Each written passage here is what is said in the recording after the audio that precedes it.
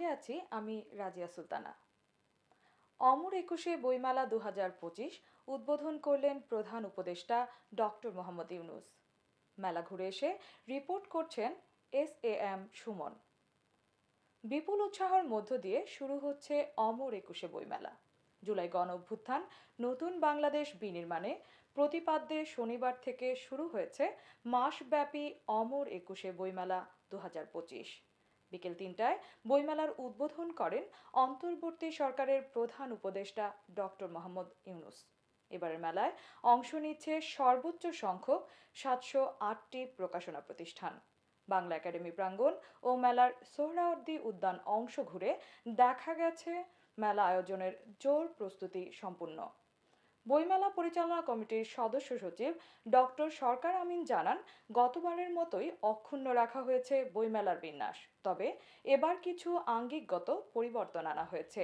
TSC, দোয়েল চত্বর, MRT, basin plant এবং engineering institution অংশে মোট 4টি প্রবেশ ও বাহির পথ থাকবে। খাবারের স্টলগুলো ইঞ্জিনিয়ারিং ইনস্টিটিউশনের সীমানা ঘেঁষে সুবিন্যস্ত করা হয়েছে। নারী পুরুষের জন্য পৃথক নামাজের স্থান, ওয়াশরুম সহ অন্যান্য পরিষেবা এবারও থাকছে। এছাড়া শিশু চত্বর মন্দির গেটে প্রবেশের ঠিক ডান দিকে বড় পরিসরে রাখা হয়েছে, যেন শিশুরা অবাধে বিচরণ করতে পারে এবং তাদের কাঙ্ক্ষিত বই সহজে সংগ্রহ করতে পারে। বইমেলার সময়সূচি আজ থেকে আগামী 28 ফেব্রুয়ারি পর্যন্ত ছুটির দিন ছাড়া প্রতিদিন বিকেল 3টা থেকে রাত 9টা পর্যন্ত খোলা থাকবে বইমেলা।